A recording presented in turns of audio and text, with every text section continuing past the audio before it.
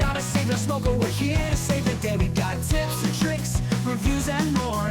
Join us on the back porch, that's what we're here for. We're not professionals, but we're here to help. Take a step into the lounge, don't be by yourself. Light up a stick, let the stories unfold. In the Back Porch Lounge, where the vibe is bold.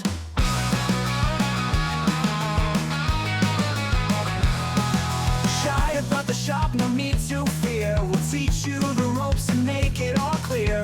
Learn the lingo, find your cigar groove. With the Leaf Cutters crew, you got nothing to prove. We're not professionals, but we're here to help. Take a step into the lounge, don't be by yourself. Light up a stick, let the stories unfold. In the Back Porch Lounge, where the vibe is bold. So grab your cigar, join the conversation. Let's light it up, spark some inspiration. The Leaf Cutters are here, the world to ignite. One stick at a time, under the porch light. Hello, everybody, and welcome back to the Back Porch Lounge. We are the Leaf Cutters, and we are not professionals, but we are here to help. And today in the Back Porch Lounge, we have Mr. George Rico of Gran Habano Cigars. How you doing today, George? Thanks for having me, guys. I appreciate it. Thanks for coming on. And today we are going to be smoking the Gran Habano Corojo number 7. That is correct. Yes, and this cigar, we were talking about it before the podcast. To me, it's really pretty. It has the colors kind of pop on it against that dark wrapper. And I really dig the color of this cigar, so I'm excited to be smoking.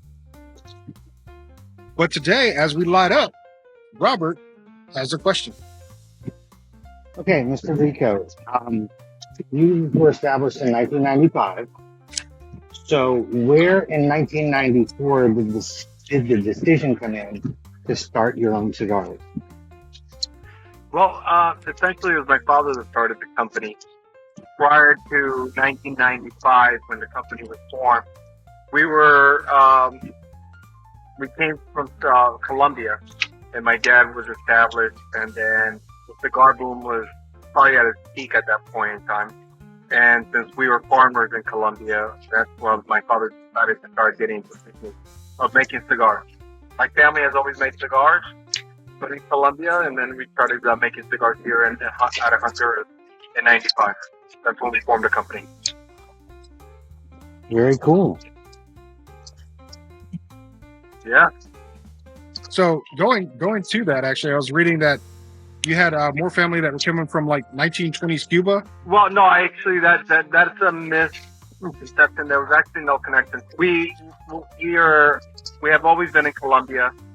It was just probably the tobacco leaf that came over from Cuba because it was very traditional. The Cobita that was farmed in Colombia. We still farm that ourselves to this day. And that's a unique tobacco to Colombia? It's now, it's a tobacco that's very unique. It's very earthy, great flavor. It could be a little sour, but huge coffee industry. That's a cigar that gives aroma and flavor. That's cool. I'm not familiar with it. My family has always farmed it.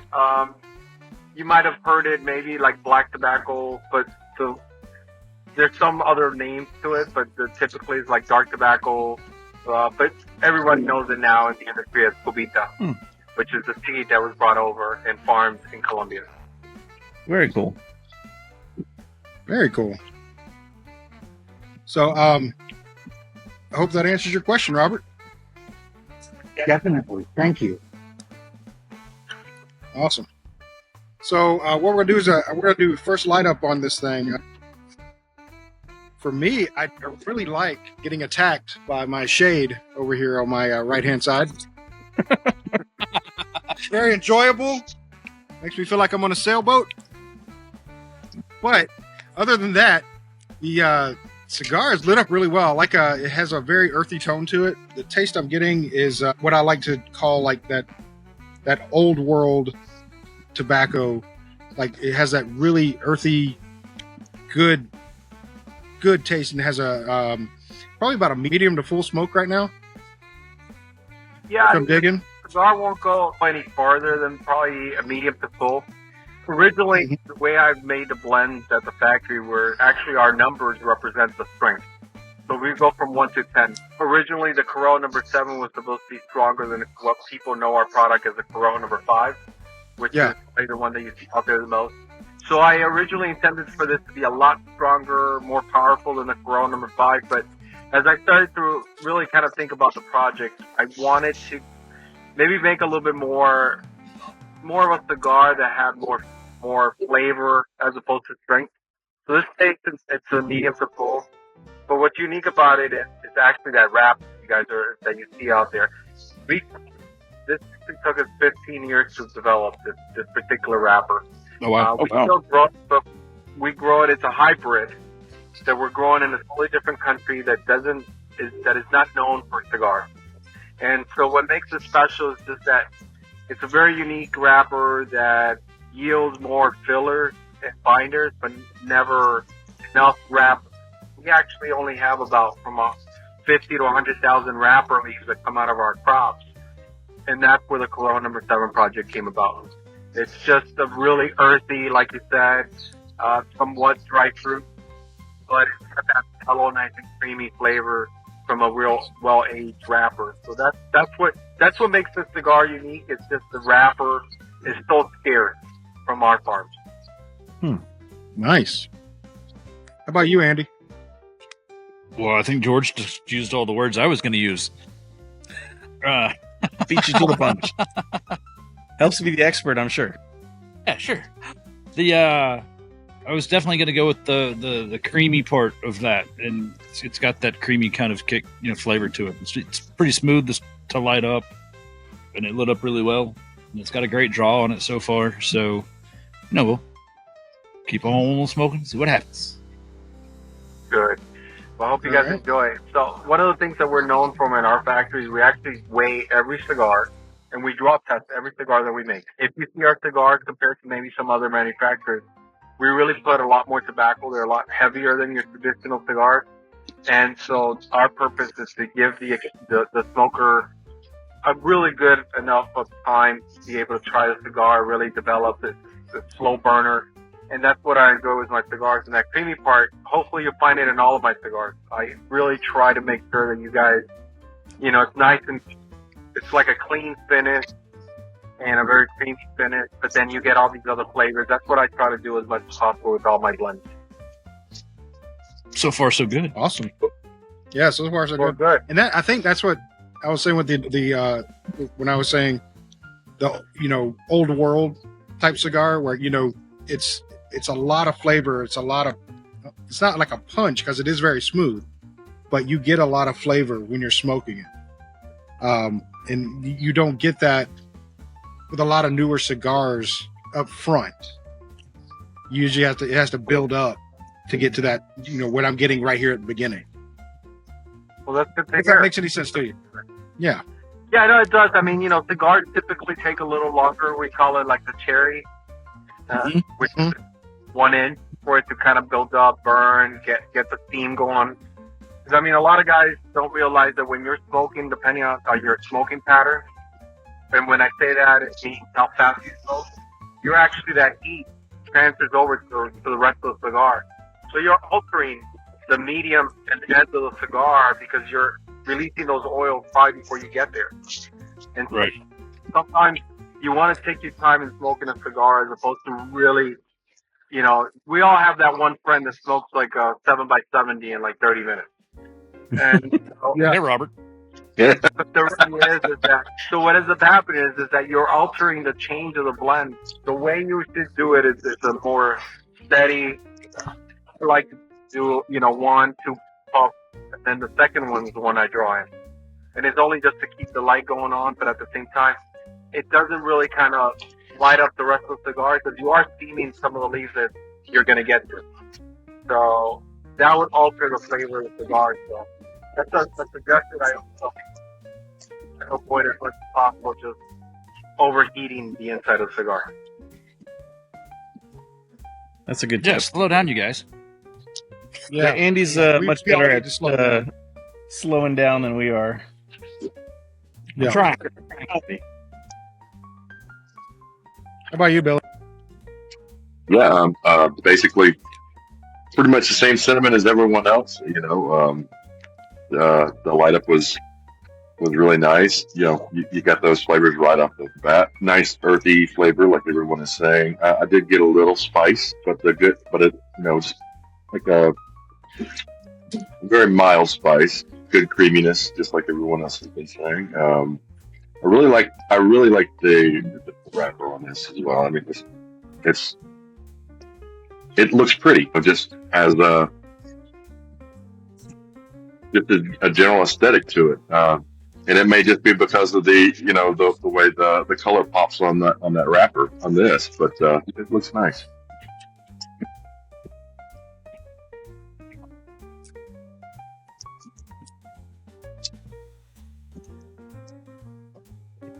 I think you just like it because it matches your shirt. Yeah. Hey. Accessorized today. Was it on? No, it wasn't. But yeah, very. Marketing does work. Marketing does work. That's exactly right. How about you, Grim? I'm going to steal Ben's line. I was attacked with flavor. Haha. Yeah. Yeah, it's pretty awesome so far. Like this is I haven't had a Gran Habano before, but this is an excellent introduction to the line. I'm digging it so far, and that's weird because usually when first light it up, I'm usually just like, but I'm pretty big on. I'm pretty in on this right now. Yeah. Well, Yeah, the only guys are liking it from the start. I think I've had one Gran Habano before, and that was the Black Dahlia. The Black Dahlia is one of my projects for the SPK brand. Yeah. Yeah, I think I've had one of those, and I enjoyed it. So when I heard Gran Habano, I was like, oh yeah, let's do that. Because you were actually introduced to us by Karina Owens. Mm-hmm. Yeah, she actually suggested we reach out to you, and I'm glad we did. Because yeah, so far I'm digging this. Well, I appreciate it. Yeah, man. And Well, one of the things about- I like to do is for flavor. If you try any like the Black Dahlia that you saw, I try to make sure as much as possible that the consumer, the person that's going to smoke it, the cigar smoker, it really develops. I don't like to make one-dimensional cigars. To keep you entertained. I mean, at the end of the day, my goal is to make sure that as a cigar smoker, it's an accessory to what you're doing at that moment in time, as opposed to the feature part of what you're doing. That's kind of like my approach to it. yeah, that's fair. I like that. That yeah, and you can definitely tell in the quality. How about you, Robert? I'm going to mirror the sentiments of everyone and put this in. I like the fact that I got the flavor from the beginning, but didn't get punched in the face by it on light up. That I found happens a lot. And there's no aftertaste to it. It's just a very smooth cigar. I agree. How about you, Zach? I'm digging it so far. Light up was good. The construction is really solid. The ash is probably about twice the length that I would expect it to be on most cigars at this point. But it's holding solid. I'm sure I'll find a way to wear it later. But flavor wise, getting earth, the cream that you were talking about, definitely getting some of that. A little bit of like a hint of cedar, which could be from the humidor or whatever, but it's pleasant. And a little bit of spice, like Billy was saying, just kind of on the back end, just like, hey, there's a little bit there. Which I tend to like a spicy, peppery cigar every now and then. But this is much more tame. This is more approachable for a nice, relaxing afternoon. And also, the draw on it, I like what you said about it being really, really focused on the draw. It's tighter than I would think for it to be, but it slows down the cigar, which is really kind of a desirable feature. I think sometimes you get a really open cigar, you can rush through that a little bit too fast. But yeah, I'm really digging it. Oh, and the retro hail is really pleasant. If you guys haven't yet, it's not overpowering, just complimentary. Oh That's yeah. all I gotta say about that. So George, if you could go into a little bit more about this cigar. I know you started off telling us quite a bit, especially the unique wrapper and everything. That took you 15 years to get that right. Yeah, I mean we've been trying because it's a hybrid of one of the wrappers that we grew, one of those seeds that we grow. And one of the biggest difficulties that we had was more mold issues with it, where we're farming this particular seed.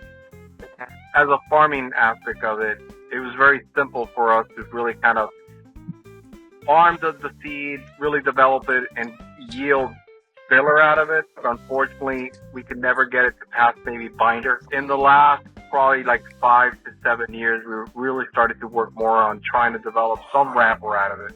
We got some really good yields the last probably 3-4 years. That's why the project experimental stuff. For the most part, depending on how you're farming, if you're doing filler and you get 10% yield of wrapper, that's a great crop. That means you're getting maybe another 10 of binder and then 10 of wrapper, and that's really good. And we were only getting about 5% at one point, but it never really transferred over to the flavor and taste, because this is somewhat unique, because this is the way we do it, and that's why it has that really rustic approach to the wrapper, is that we're farming for filler, expecting to get some wrapper out of it, but we didn't want to lose the flavor that we get from that filler that we utilize. So changing it, maybe doing shade grown could have been a lot easier, but we didn't want to do that because of the fact that it would make the leaf thinner. It would lose a lot of that flavor that you're going to get. It was always a very difficult thing to try to get a good enough yield to do a production. And even then, like I was mentioning before the podcast started, we're only doing about 100,000 cigars a year. And that's only because we've really kind of expanded more of our farming aspect of it to get more wrapper as opposed to, but we're still farming for filler, if that makes sense, right? Mm-hmm. Yeah. But the idea is that, even though it's such a small production, we're going to be able to keep this going on for the next few years, hopefully, if you guys really enjoy the cigar. At the end of the day, as a business, cigar will stay on the market if it's accepted. And we have some cigars that have been around. Our Corona number 5 has been around since 1995. The brand, market-wise, we were making private label from 95 on to 2000. And then we developed the brand Gran Habano, but ultimately, a lot of our blends existed almost 30 years now. Wow. With the Corona, the Connecticut. So, yeah, some of our best-selling cigars. So we'll maintain this in the market. Hopefully, we get to grow it. It's just kind of one of those things that it just, we don't want to lose that flavor that the wrapper really kind of imparts in the rest of the tobaccos that we're utilizing in the filler and binder. Yeah. Well, since you brought up branding, I want to pivot a little bit, and I want to ask you about Gar cigars. Yeah. So is Gar just a brand under the Gran Habano flag, or is it alongside, or because they seem like a whole different line than the standard Gran Habano? It's a sub-brand of Gran Habanos. We still market it as part of our portfolio, but Gar is it's a play on my initial, and Gar, cigar, Gar. And so the idea is that I get to play around with doing a lot more boutique side of Gran Habanos that we developed over the years.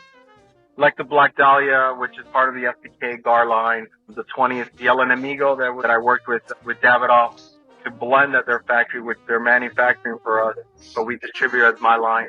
So Gar is sort of the more edgier side of Gran Habano, things that I get to work on that are unique, limited, that we sort of do. I just did one called the American Standard, and it's geared more towards that, customer that was looking for like a great quality cigar at a reasonable price. But then I've done some other ones like Gar Opium. So it's always more to give us flexibility with Gran Habano traditional, and then Gar more of the edgier side of what I could do with my brand. Yeah, I was looking at that. I think it's American Standard. Yeah. Yeah, that's a gorgeous looking cigar too. Yeah. Why don't you send me Great. one of those? 'Cause I want one of those now. No, I'm just kidding. Anyone.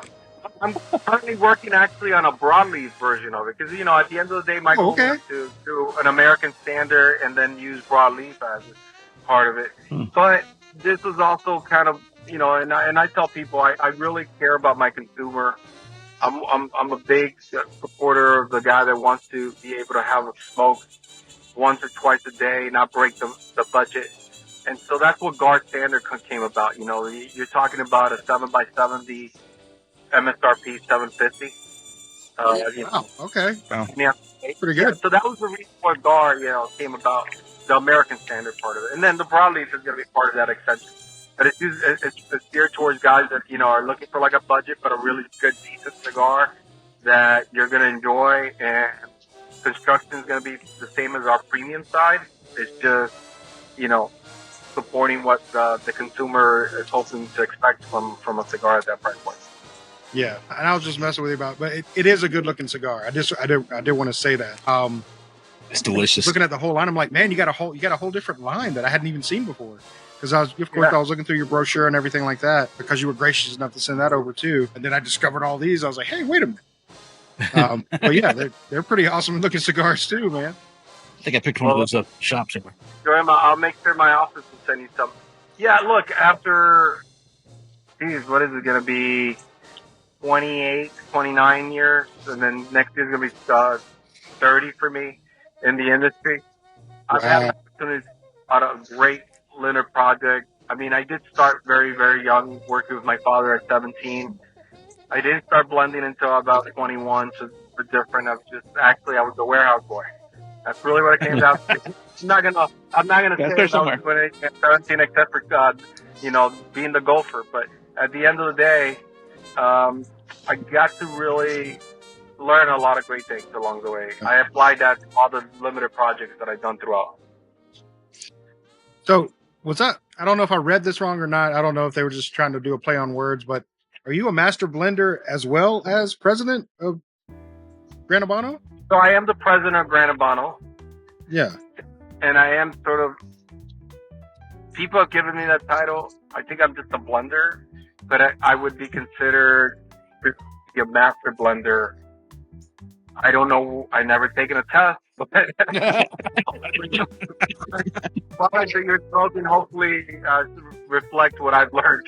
Yeah, well, it's more or less that's just odd that not odd, but it's rare that you see a president of a company actually wear both hats.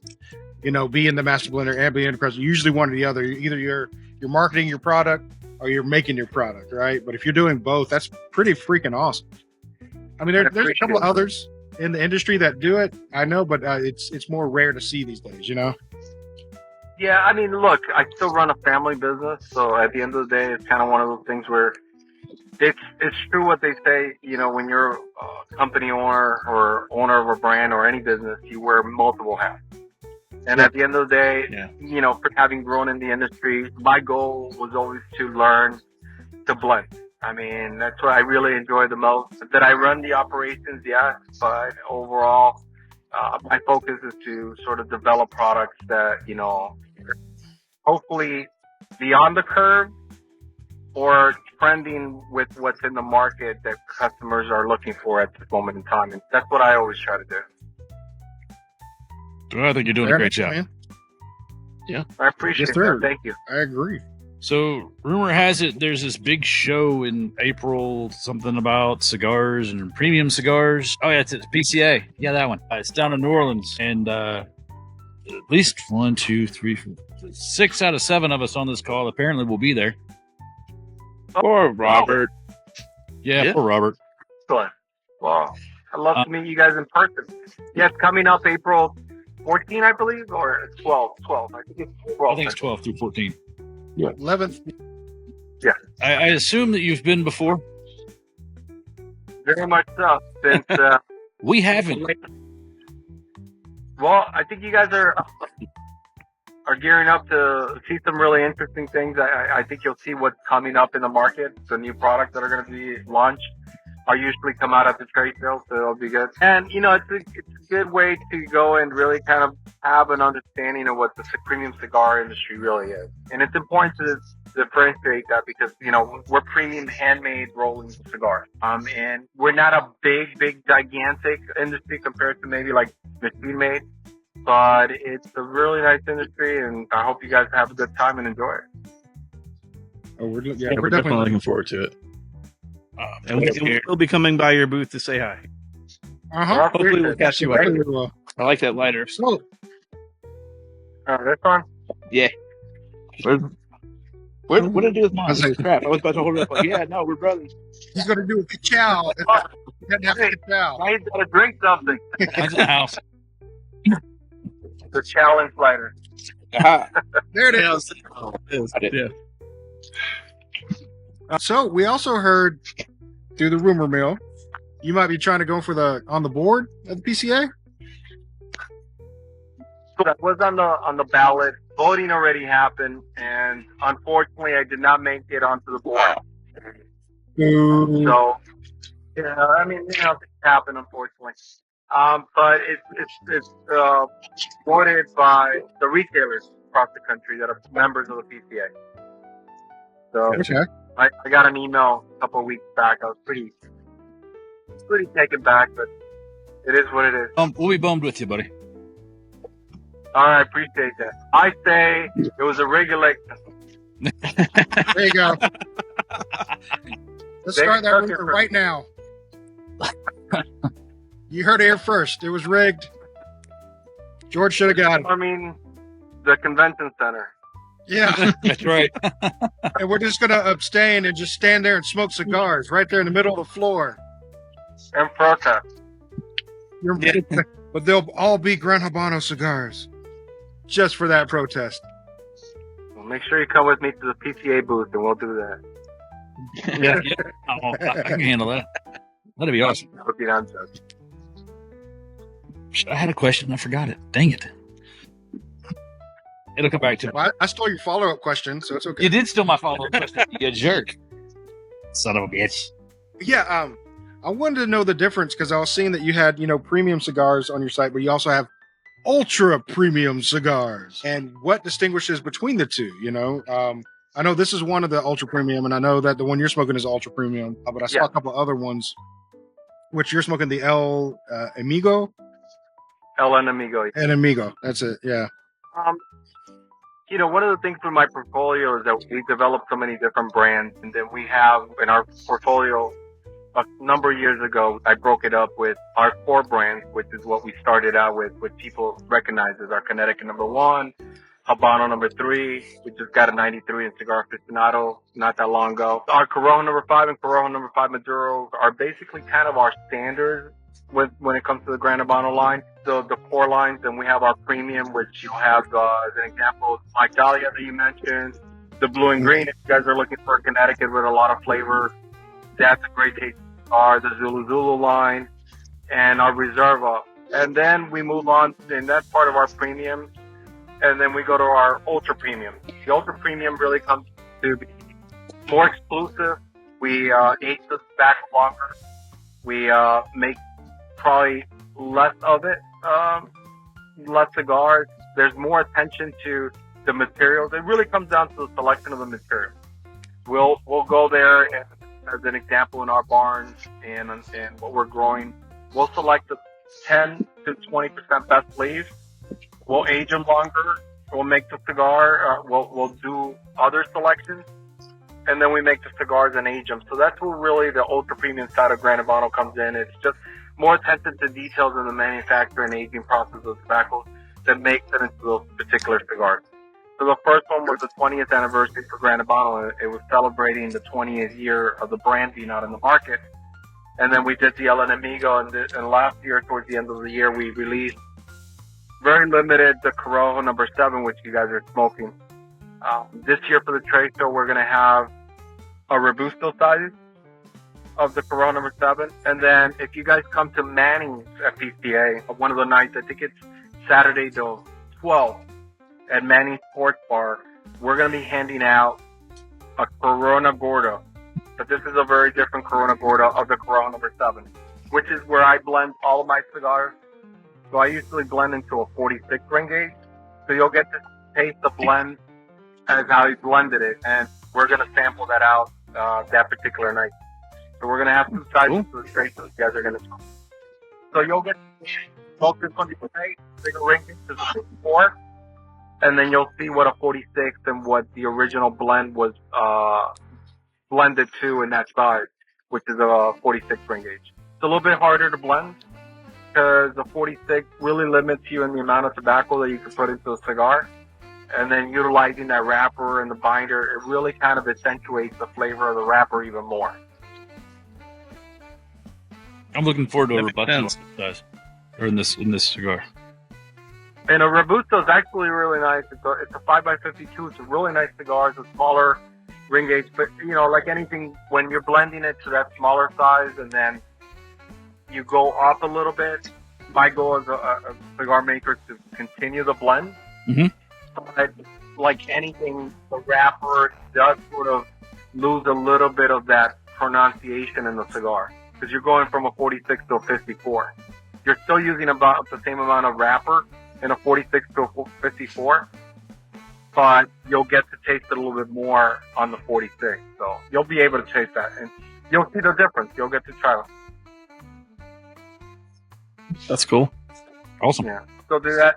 Hopefully that answered what the premium side of Gran Habano, the ultra premium side is. Ultra premium, yeah. Yeah. You need an It's anchor that sits in the background and goes, Ultra Premium. Yeah, just put a little sensor on the box when you open the box. Ultra premium. And the lasers come. Be all Sorry, I cut you off, Zach. What were you saying? Oh, I was just gonna say I've kind of noticed a little bit of a trend, and it may just be my cigar pickings lately of slightly smaller ring gauge cigars, which I kind of like. I don't know. Have you seen that across, or is that something you do because of the flavor or because of the trend in the market? Well, here's my perspective of being in the business as long as I have. A lot of the guys that come on board that start smoking cigars typically will get a cigar that they like, and then they start to scale up in strength right away. They'll go from medium body, and a lot of guys will go full power, full strength. But then a lot of those customers will tend to, and I just call it, your palate's becoming more diverse. You're starting to pick out a lot more flavor, a little bit. So then you'll see a lot of the customers actually start coming back to like maybe Connecticut. Connecticut's have been pretty hot the last couple of years, maybe more than that. So there is a lot more of those medium body Connecticut's that you see out there. And then I think you have a more refined palate, and you start to look for something that you enjoy that's maybe a smaller ring gauge. And I am seeing a lot more guys doing that. I mean, I've always enjoyed smaller ring gauges. I've always smoked like a 40 Lancero, which I make a lot of. But I started to realize that I like more of a 46, which it's a little bit more, it's a skinnier Churchill, but it just really kind of gives you a little bit of that small ring gauge with that big ring gauge sort of flavor and strength that you get to put a little bit more tobacco in it. So I have seen a lot of customers come, it's kind of like everything. People try everything and then they start to realize what they enjoy the most, and then they start coming back down. Which is not a bad thing. It's great. Yeah. I thought it was more that is... I went from medium and mild to full strength and went, oh my God, what have I done? Let me dial that back. Yeah. So that's a little bit of what I did. Mm-hmm. But and that's fine. I mean, I always tell people there's nothing wrong with cigars in the sense of strength or what. It's what you enjoy. Right? That whole idea that, George smokes his Corona Gorda all the time or Lancero, that's what I said. No, it's what you like. Yeah. It's essentially what you enjoy. I mean, that's what, as a consumer, you're paying for it. And then also another thing that's very important with particular cigars that I tell people is try to find out what size of the cigar maker made the cigar to. Because that's close as possible to what the blend that they intended. It is a handmade product, so there is variations. The whole goal of a cigar maker is that a 40 to a 60 has the same flavor and strength of the blend. But then there's other factors like if it's a thicker cigar, you get more air as opposed to a smaller ring gauge, which gets hotter. So it's important to kind of ask that question: what was the cigar rolled to? What was it blended to? I should say, because then you're really going to get taste the blend as it was intended by the cigar maker. That's an excellent point. Yeah. Do we want to do a check-in real quick? See where we're at? Yeah. I'm about halfway on mine. Yeah, round about half. Yeah. Oh, Robert's going long ass. Looking really good. It is. It's holding steady. It's kind of crazy because the wind. Wow. Before it You gives. got the wind blowing it. It's not so easy to do. I anticipate wearing it real soon. Yeah, I As we all got do. lucky and put mine down and it fell. It'll look good on that dark T-shirt. I'm just saying. Just like some war tribe stuff, you know. Just start making stuff out of it. Just rub it in. You just rub it in. Just be part of the decor at that point. All right, so midway check-in. I'm digging it. I'm not gonna lie. I'm not gonna have a game face for you. I'm sorry. I like the flavor of it. I like the smoke of it. It's still that medium full taste to it. Like you said, it has not changed. I really like. Oh, Robert lost it. No. It fell. But I just dropped mine. That was a party. Man down. Man down. Man down. But yeah, I'm really enjoying it. I like the taste. I really do like that taste of it. I can't quite put a word to what I'm tasting, but I like it. So I mean, I don't taste fruit. Like you said, in my head, like a little fruity taste. I don't taste that, but I do taste a. Well, more of a dry fruit approach to what you'll get. Okay, yeah, dry fruit. I got you. But there is like this taste on your lips when you're smoking it that I can't. But I'm enjoying. I'm digging it. I don't know if anybody else is getting that. Maybe I'm just weird. But there you go. You're weird. Opinion. You are definitely good. I'm weird. I can definitely. Yeah, agree with you're that. weird. I'm not saying I'm not. How about you, Andy? Mine's still smoking really well. Still has a great draw halfway through. It still has that, really just smooth flavor to it. That earthy and creamy, and apparently it's pairing really well with the bourbon that I've emptied out into my glass. So I haven't had to touch it up. I thought I might have to there for a second, but it evened up on its own. And so far, yeah, I'm with kids. I'm just digging it. I'm enjoying the ride. What bourbon are you pairing it with? S.E. Callahan's out of Jonesboro, Tennessee. Okay, I've never. By the had way, it. Zach, I'm going to have to get you to swing out there and pick me up another bottle. You need me to drive 3 hours to get you a bottle of whiskey? Yeah. Are we Appreciate bootlegging for this? Huh? Are we bootlegging for this? I'll sing you sounding down the entire time. Send me a picture of the label and I'll see if I can find it locally. How about you, Billy? Yeah, man, same thing you guys have been saying. It's been really enjoyable so far. Construction's been great. It's burning really even. Very flavorful. It's basically hitting every note that I enjoy out of a cigar. Just those creamy, earthy flavors really coming through. Not, basically like you said, Ben, I can't really pick out one specific flavor profile that, maybe I can call out some comparison to like a leather or cedar or something like that. But just fantastic blend so far. I'm just really digging it. Definitely a relaxing blend because I am. Yeah, For sure. Pretty soon I'm going to do a podcast like this. yeah. I'll be ready for a nap soon. I know, right? How about you, Grim? How do I not say the things that the other two folks said? Shit's dope. Shit's dope. There you It's go. dope. Well, easy enough. How about you, Robert? point. Nope. But There you go. I'll use again. So yeah, I love the flavor. Again, the aftertaste isn't there. The fact that I don't drink alcohol as it is, so I normally bring a couple of coats out. The fact I haven't broken any second bottle by this point in the cigar means that it's really good to me. I'd rather taste this than need something to wash the taste away. That's good. I need something to drink because it's like for 80. cigars like that. I'm about to say that's an excellent point, and I didn't know you were judging off of that either. So that's something interesting. Like I said, it's one of those things. If I need more beverage to wash away the taste, I'm not really liking the taste. The fact that I'm not drinking more is I'm really enjoying the flavors. George, that's high praise. I'm just telling you right now. That's high praise. Appreciate that.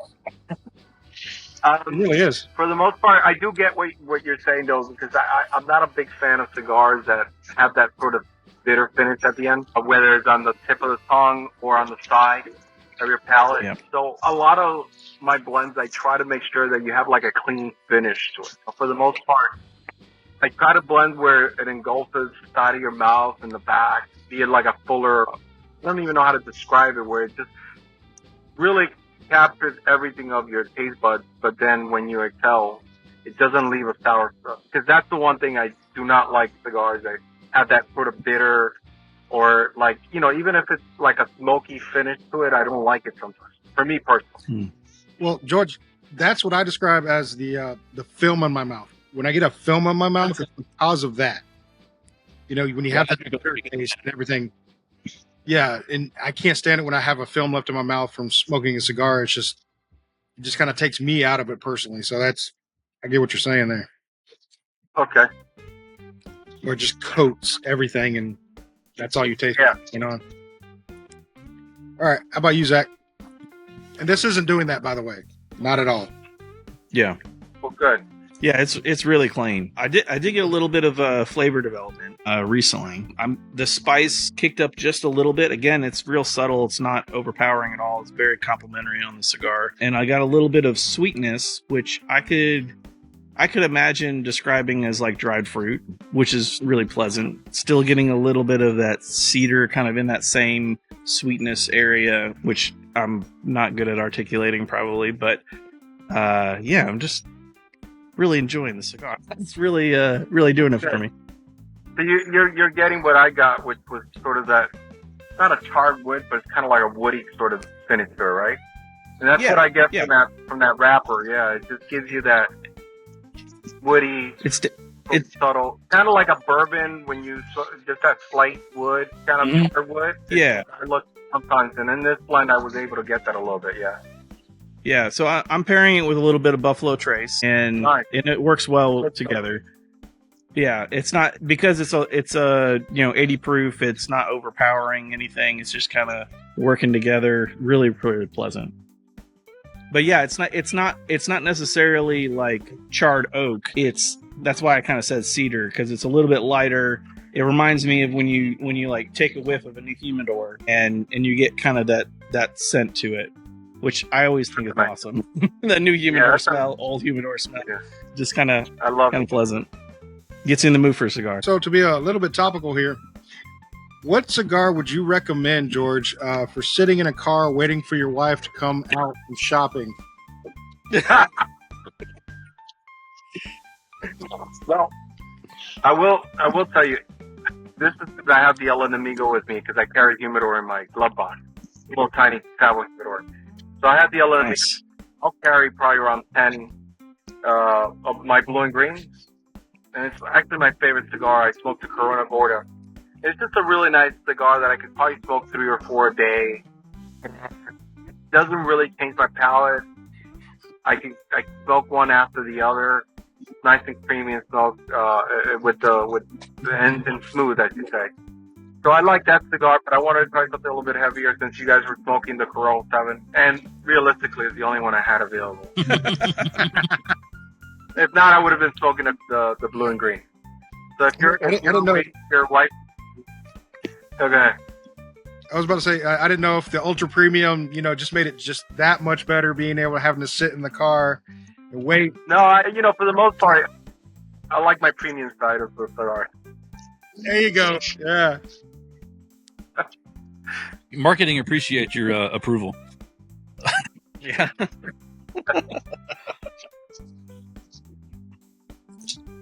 Something that we haven't asked, and it's kind of on brand for us, is I'd ask you about Avengers movies, but I'm going to steal a question that Grim threw out a couple of calls ago, and it's so George, what's your favorite Transformer? That's funny. Well, I grew up with Transformers. It depends on what you That's a call hard it. one. But no, I mean, I've always been a big fan. Of course, I always loved the Optimus Prime. I always wanted one of those big rig kind of thing when I was a kid. Yeah. And so I've never liked Bumblebee. I don't know if I can get a movie on him, but they could have done much more on some of the other characters. I like Optimus Prime. Fair. Good enough. Fair. Yeah, I was an Optimus Prime kid too. I'm more of a big fan on Marvel comic books. I did grow up. I still collect them to this day. Gotta Oh, look nice. Grim, that's your Cuba. Yeah. Isn't Yeah. it? No, really not. It's not, because I'm more of an image DC kind of guy. Like That's true. Marvel, not one I explicitly do. Like every once in a while I'll do like She-Hulk or Daredevil or like smaller known characters, but like I won't pick up a Avengers comic or Fantastic Four or anything else like that. Just doesn't get me. I was never a big fan of Fantastic Four. I don't know why they keep trying to bring them back. They should have left them out in space. They were so ticked about the movie being made. The one that Miles You wonder- that no, the last one, the one that was like super bad. Marvel didn't have rights to that movie still, so That's right. they stopped making the comic book so they wouldn't promote the film. Like they literally have like a clear stand with it before not in publishing because they didn't want to promote that film. Wow. It was correct. But what they should What have done. Marvel books are you interested in? Sorry, kids. I didn't mean Go to ahead. talk over you. Oh, I was just gonna say, what Marvel are you into in the comic books? Well, as a kid, I've always was a big fan of Wolverine. So Wolverine, the kind of character. Same. I really always loved Gambit from the X-Men. Oh yeah.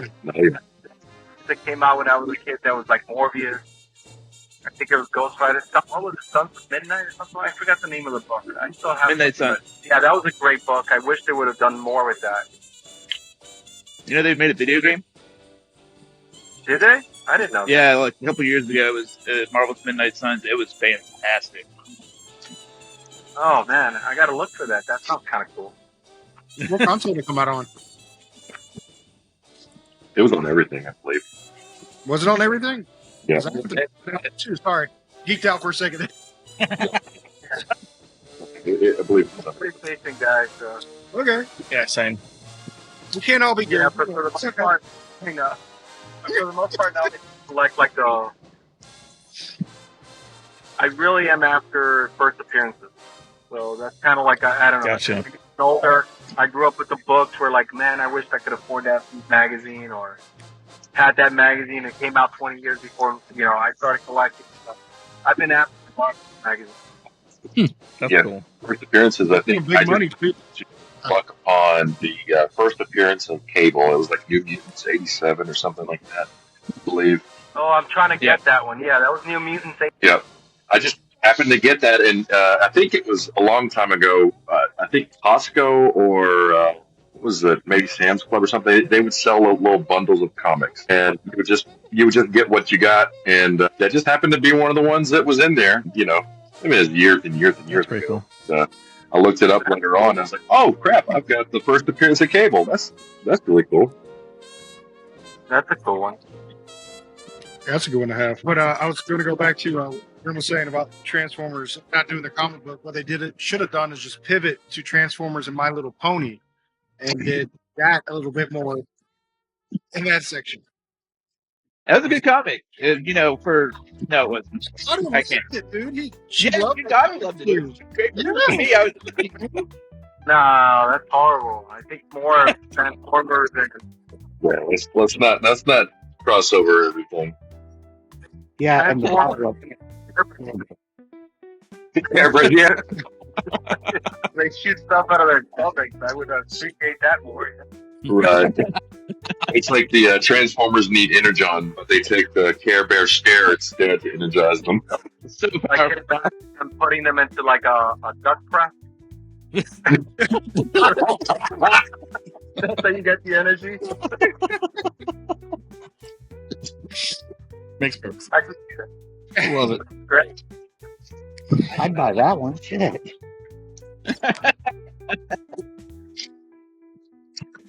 That's good. That'd be a short-lived series too.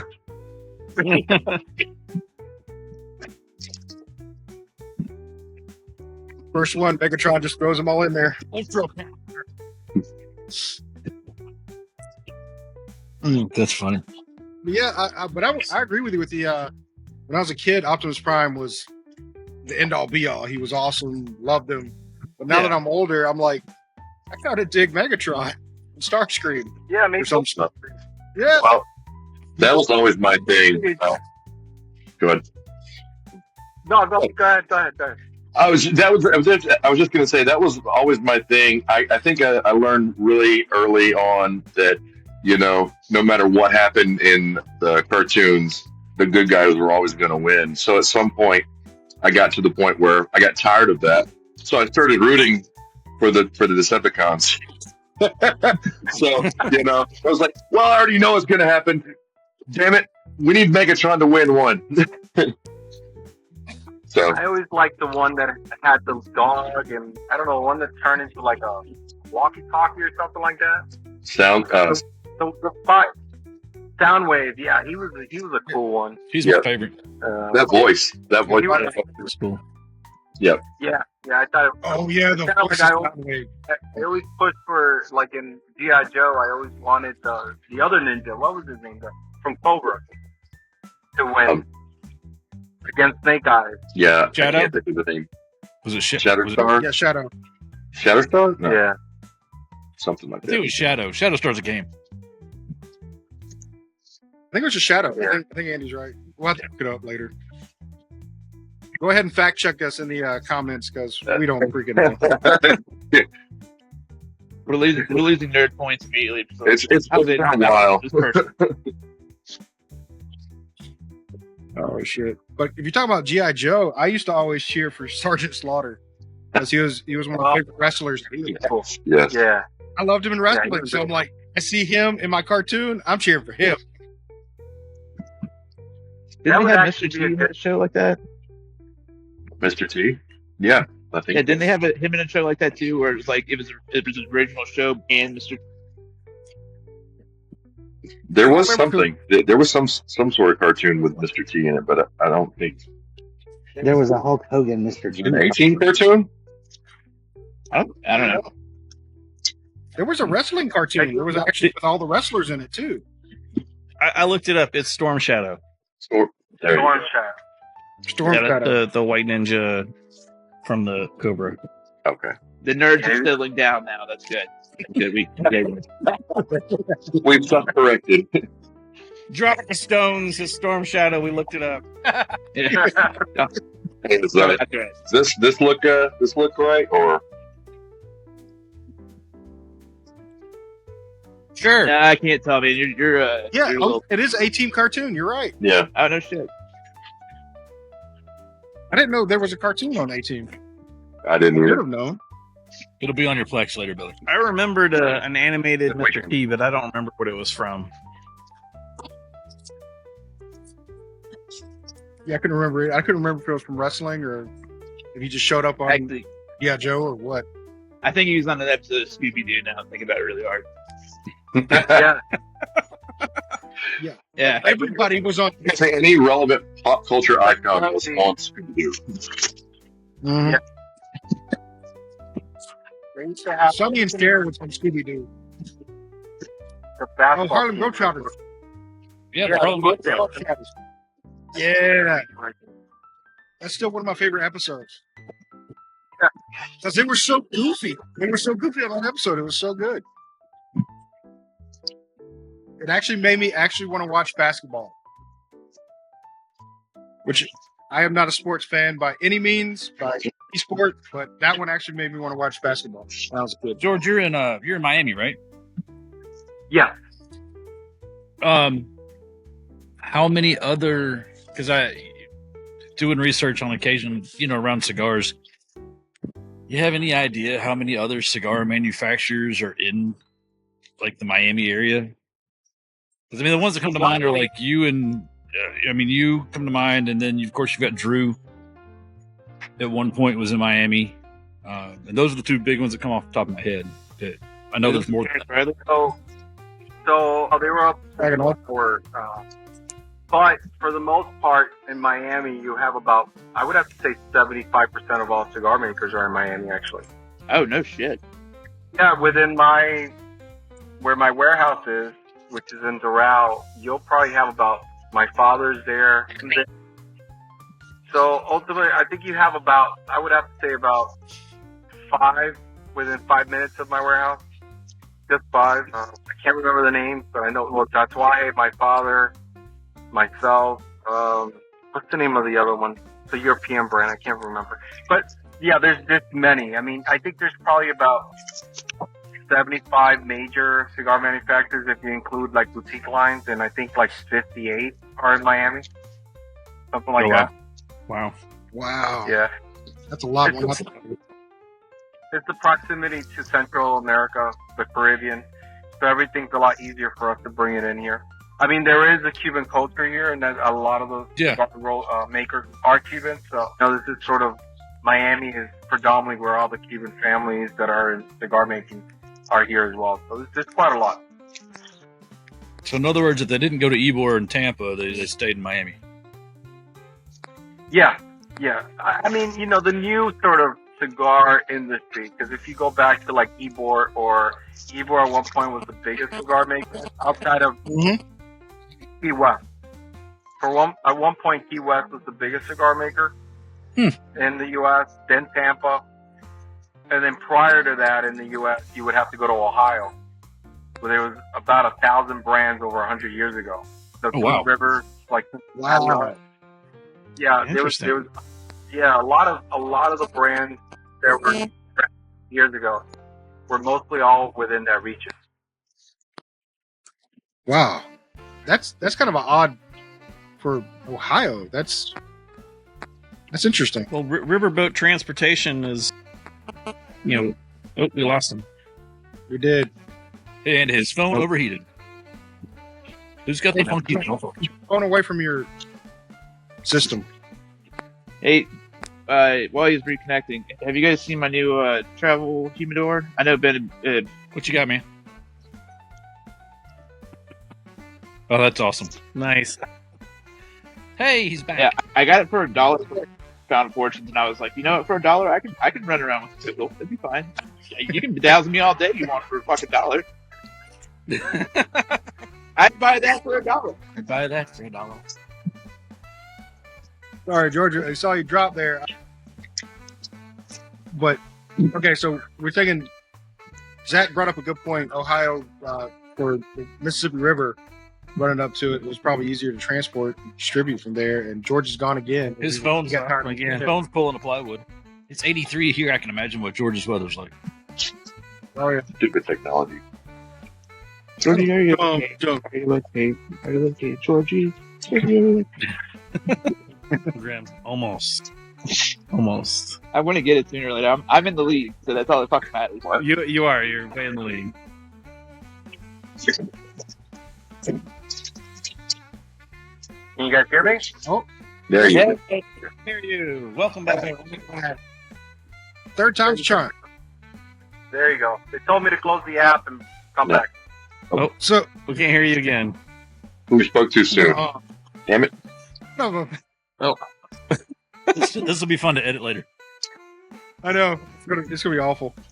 We'll just have to cut out like a whole section. I mean, we could probably be more entertaining right now, but it's us. No, this would be part of the outtakes episode. It'd be really, really boring during it too. Just be like, "This is an outtake," And we just sit there.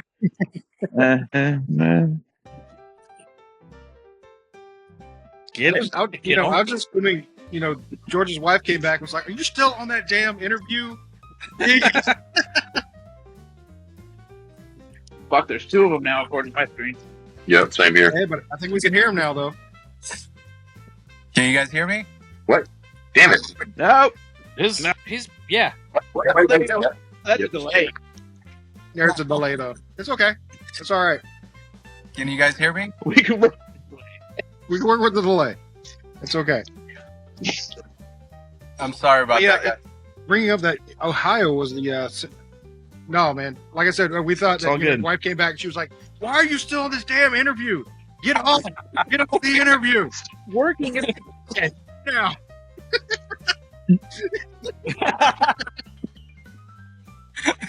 Gotta smoke cigars with your friends and stuff. Jeez, we got stuff to do today. Yeah, it seems it's lagging for hilarious. some reason. I guess it's my connection. But yeah, I'm not even going to talk about the other state because every time I do, it just fucks everything up on Georgia's end. So I'm not talking about it anymore. Everything is cursed. We're not keeping the topic of what you're saying. And we lost him. You brought it up. I brought it up, and he's back. He's back. He's back. I'm trying.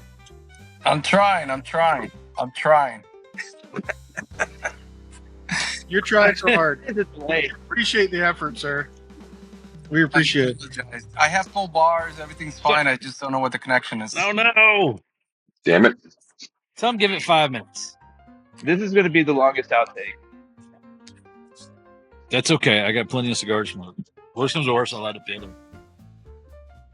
Dude, it's 83. It's mildly sweaty. Have you purchased a Zack Keep Cool I 2000? have not yet, but you know what? I know a guy. I want to be like, you know what? I was going to give this like a 4.75, but you dropped out halfway through the interview, which is a punt move. So it's a 3.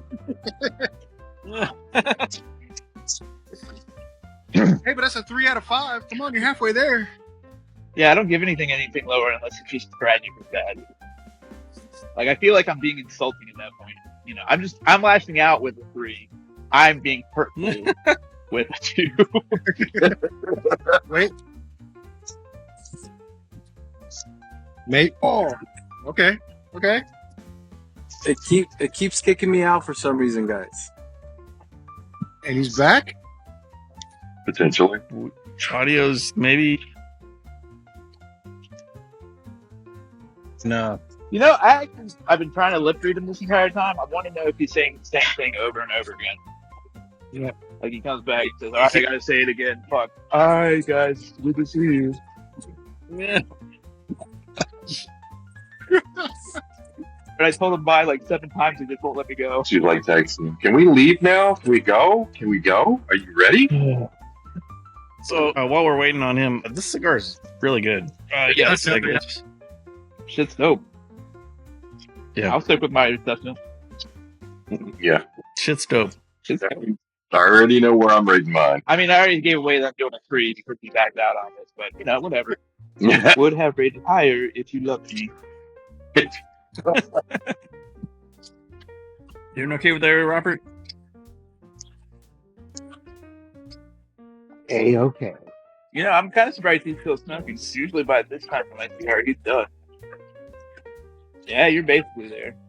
I'm trying to take my time so that we have a little bit left to smoke so we can do our ratings. But, it is what it is. Well, we might be doing that here soon anyways. If we have to, we can kind of input a little. At this point, he had technical difficulties. It is clear at this point that he does not want to be here.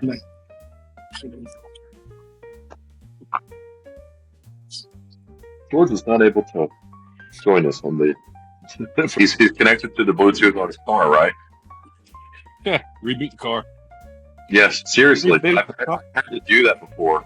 Sometimes my Bluetooth will drop off, and then I will have to actually physically take the key out of the ignition and start it back over. Stick it in neutral, turn the key off, pull the key out, key in, and then restart it, stick it back and drive.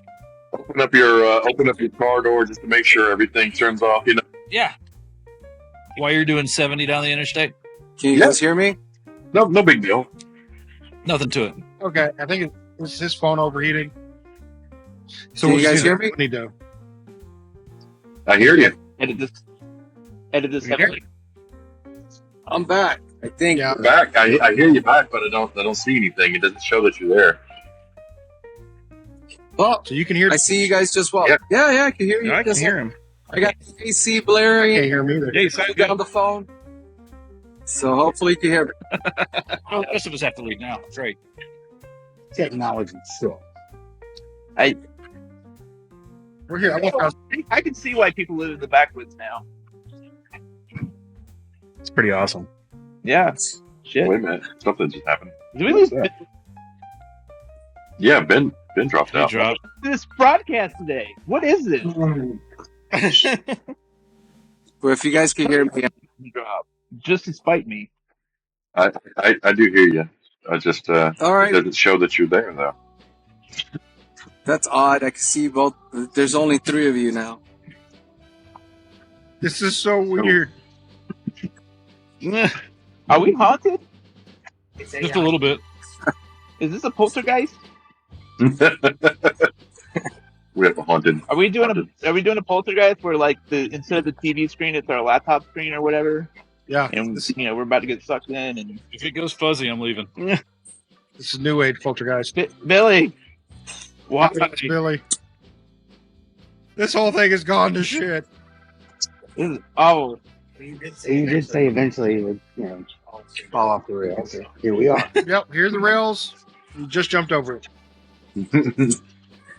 the I think we'll just continue. George, if you can hear us.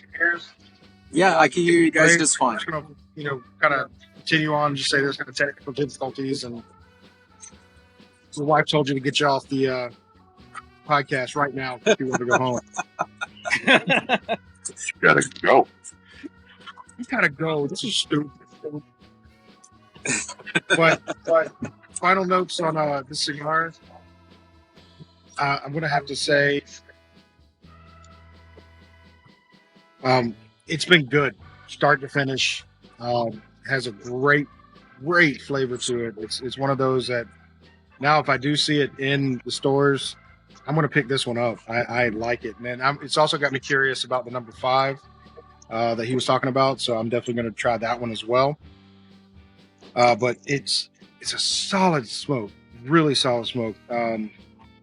Construction's good, no film in the mouth. Even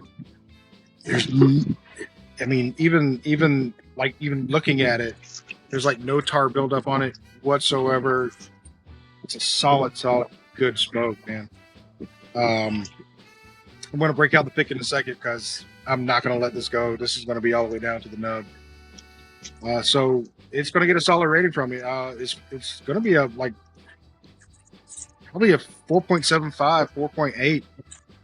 It's that good. I kind of with Zack. I immediately want to go get another one now. I want to smoke another one because it was light enough to where I can smoke another one and not feel guilty about it or sick about it. It's not going to be too much for me. So, 4.75. It's up there. I really liked it. How about you, Andy? I don't want to rate it. I'm not done yet. But if we wait for me to be done, it'll be, another 30 minutes. To, kind of reiterate what you said, it's been a great cigar. I really don't want to put it down. The flavors have been great, good. It's well balanced. It developed a little bit there after the last, the second half.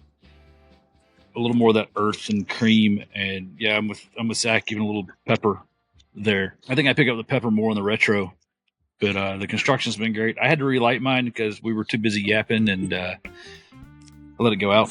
But, that happens. So, but all that said, yeah, I think I'm going to give it a 4.8. All right. I may have another one in a box somewhere, so you guarantee I'll probably smoke that too. There you go. Maybe not today. All right. How about you, Billy? Yeah, it's been a really enjoyable experience from start to finish. The whole way through, really consistent flavor. None of the film, like you said, Ben. It's very clean. It's been it's super enjoyable. And because, it really hit the flavor notes that I enjoy so much, I'm going to give it a 4.9. just because it's kind of everything that I look for. You know, that everybody said, you know, that little hint of spice, the pepper, but not overpowering by any means. The nice earthy flavors and the creaminess. It just hits it. You know, all the right notes for me. Well, I'm glad you guys are enjoying the cigar as much as you guys are saying. So thank you. I don't know your rating. How about you, Grim? No, thank you. It's out of 5. Okay. Well, that's great news. Yeah. I feel really That's happy about pretty that. freaking good is what we're saying. I'm gonna go get drunk Zach can tonight. hear you. Wait, okay, Yeah. George. I can't hear George, so that's what's messed up. I can hear George just fine. He sounds like you maybe got a different microphone, but it's clear. I actually connected to the Bluetooth because I wasn't on the Bluetooth before. So How about you, Grim? Gotcha. Yeah, it sounds good.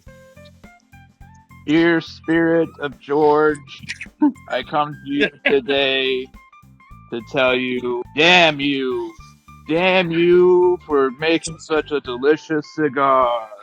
Is he picking up? Is he picking it up? Is he hearing it? yes, I hear you. Yes, he hears it. Okay, good. I hear I'm you. channeling George. Here. That's right, folks. We now have a seance. Zach, Yes! tell him I like him. I need a Ouija board. So Zach is our flavor expert / medium for the show. Medium, yeah. Yes. I Yes, come from the other side. He's going through his. Oh, you guys. What you got from Gran Habano Cigars? Yeah. No, I won't go into it like everybody else. It's a fantastic cigar. I personally can't wait for number 8 to come out and see what new thing comes out, you know, in the future. I would like to give this a 4.9. Wow. Oh, you're teetering No, right there. It's 5. This was perfect. What? No, it's There you go. You got a I 5 hate from giving Grim. 5s because it feels like you know, like an easy, you know, but this like I'd fucking smoke this every day. I'm sending you on my pony I ain't gonna lie. magazine. George is sending you a My Little Pony magazine, too. My man. That's awesome. How about you, Robert? This has everything I look for in a cigar. Flavorful. It had no film in the mouth. I just broke the second drink I brought out because we were waiting. But I wear that with pride. There Thank you go. you. Just like that ash. Yes. Yeah. You broke out the hat.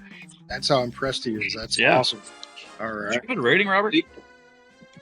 5. Give it a 5. Yeah. Yeah, he gave it a 5. Dude, Wow. laughing. That's wonderful. How about you, Yeah. Zach? I'm glad you. Go ahead, George. No, I just wanted to tell the group that I really, that's all the validation I needed.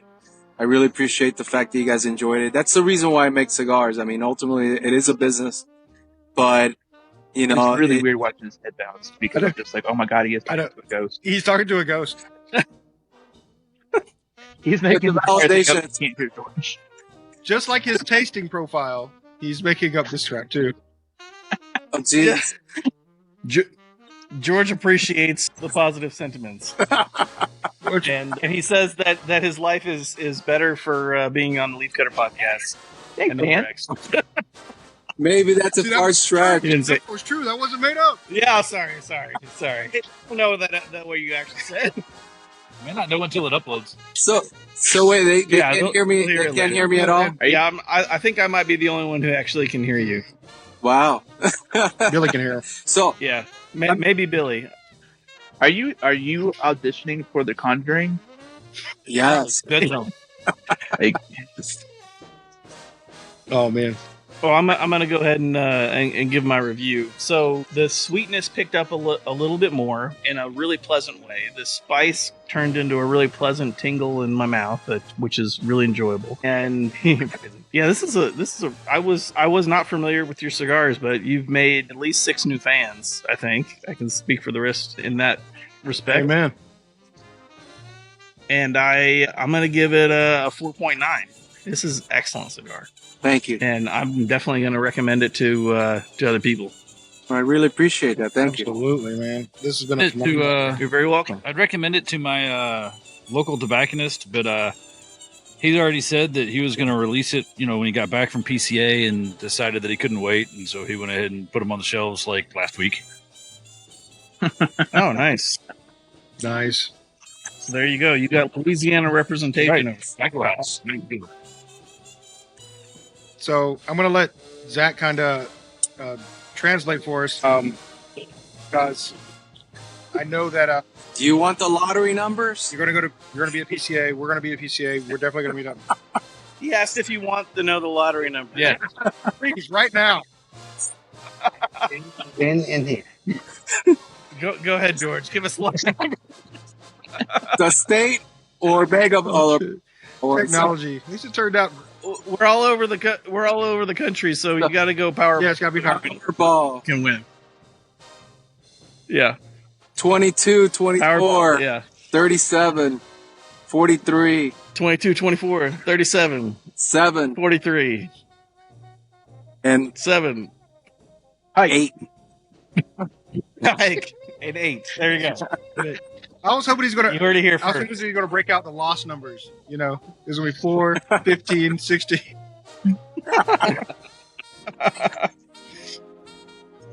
But I want That's hilarious. if this does pick up, I want George to kind of take the floor now. Let us know how what's coming up in Gran Habano, what's coming up with Gar, and tout about yourself a little bit. I know Jack and Billy's going to hear you, and we're going to sit here and nod like we know what you're talking about. But go ahead. Well, for us, really, it's just the expansion of the Corojo number 7 line, where I'm not focusing on bringing, because I only do limited releases every 2 to 3 years. So, Oh, really? yeah, so I don't do a lot, because my blends take years to develop, really, and it's not intentional. It's I'm just, so jealous of Zach right now. I want to make sure that, ultimately at the end of the day, it blends. So who can hear me? I want to know who can hear me. Zach and Billy can hear you. Oh, okay. No, I mean, ultimately, there's a couple of projects that I have on the works. The Corojo 9 is going to come out. But since we just introduced the 7, we're probably going to wait about a couple of years for the 9 to come out. Well, I can't wait to try it. Well, maybe I'll send you guys some That sounds exciting. I'll send you guys some of the ones to try. Yeah. We would love that. All right. So George says that he's got a secret project that, because of the release of the 7, won't be released for maybe a couple of years, but there is a 9 in the works, and we can all look forward to I was close. trying that in the future. What's with the 8? I usually release blends, if you notice, the 1, 3, 5, 7, then 9. For the So you like the odd numbers. Yeah. Yeah. That makes sense. Fine. Fucking OCD. I mean, this kind of goes up to 11, so it's a good. But it goes to 11. And then 13. All right. And then 13. Yeah. Well, I know I'm excited to shake your hand in person at PCA and getting to see your all spread and what else you got going on other than the stuff you so graciously sent us. Yeah, no. So thank you for being on the show. We really appreciate it. I really, really appreciate it. I'm sorry we had technical We definitely difficulties. But, yeah, anytime you guys. Most of us work in IT, so we definitely understand. It's frustrating. Yeah, it is. But yeah, we'll definitely have you back. This was a Light tap with a bold peen hammer. Light tap. yeah. You can fix a lot of things with percussive maintenance. Just whack the side of it and see if that fixes it. So I'm going to go to Purgatory now, which is called the Mall. Good luck. Good luck. We all believe you can make it out. He's going to the mall. He's going to Purgatory. Go with God. Go with God. Just hang in the food court. Yeah. Food court's the best part. Just hang in the food court. The best part of the mall. Yeah, it is. It is a good part of the mall. All right. It's a good way to Well, eat a lot if, of food. That's all we got going on. I think we're going to go ahead and close this episode out. We appreciate Gran Habano coming on. George, thank you for coming out. It's been a blast, dude. You've made instant fans out of us. This is definitely in our wheelhouse. It's going to go in the box. It's going to be one of those. If we see it, we're going to pick it up. And on that note, for sure. I'm going to say good night.